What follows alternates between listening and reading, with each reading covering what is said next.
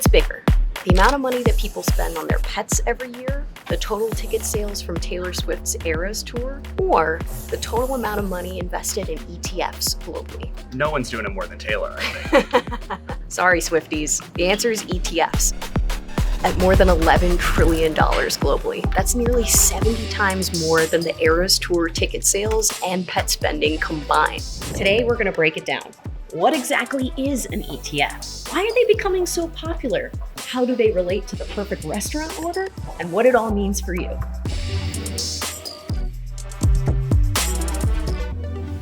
I'm Anna Naries. Around here, there are no bad questions. So be sure to like, subscribe, and ask away. What is an ETF? ETF stands for Exchange Traded Fund.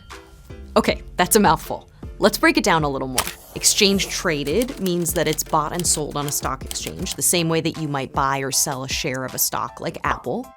Being traded on exchange also means that the ETFs can be bought or sold anytime the exchange is open, giving investors flexibility to get in or out whenever they want during market hours. Fund means it's not just one stock, it's a collection of them. It could be dozens or hundreds of stocks. It could also be made up of other assets like bonds or commodities.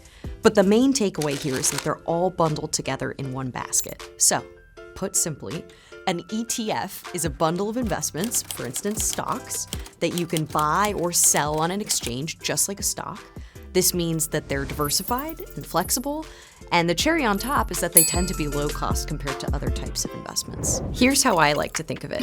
ETFs are the appetizer sampler of the investment world. Hear me out. Let's say I'm dining at a restaurant with $30 to spend. I can risk it all on one dish, maybe chicken parm. Might be crispy and cheesy, or soggy and sad. A lot of risk in that order. That's like investing all of your money in one stock. Now, what I could do, and let's be honest, what I usually do, is get the appetizer sampler. That sampler is gonna have some steady favorites. Fries, always a strong performer. Wings, pretty tough to go wrong. And maybe a riskier thing, like fried pickle chips. That's a vegetable, right? By ordering this sampler, I know I'm gonna get a nice spread of options that are gonna fill me up, even if not everything is a home run. Don't get me wrong, hopefully they're all good, but what I'm doing here is diversifying, spreading that $30 across a mix of foods instead of a single bet on one dish. That's what ETFs do.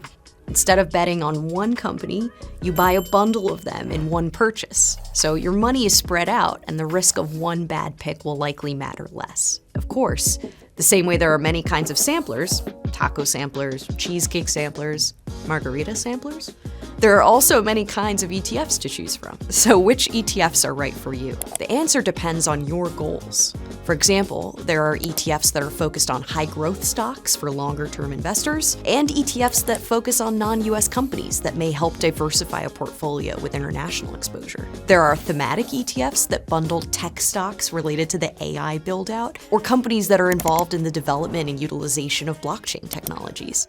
iShares ETFs, which are put together by the team at BlackRock, are a great place to start. With over 450 to choose from, our menu is extremely broad. So whether you're a new investor who wants diversification without complexity, or a seasoned investor looking for something more specialized, whatever you're hungry for, we can find the right option for you.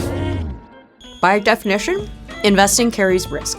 Before you spend your money on anything, even an appetizer sampler at a restaurant, you should give it careful consideration. ETFs are a convenient way to start investing, but always do your homework. I'll put some links below where you can get more information. Remember, when it comes to investing, there are no bad questions. Drop whatever you're curious about in the comments, and as always, let me know what topic you'd like to dive into next. Visit www.ishares.com to view a prospectus, which includes investment objectives, risks, fees, expenses, and other information that you should read and consider carefully before investing. Risk includes principal loss.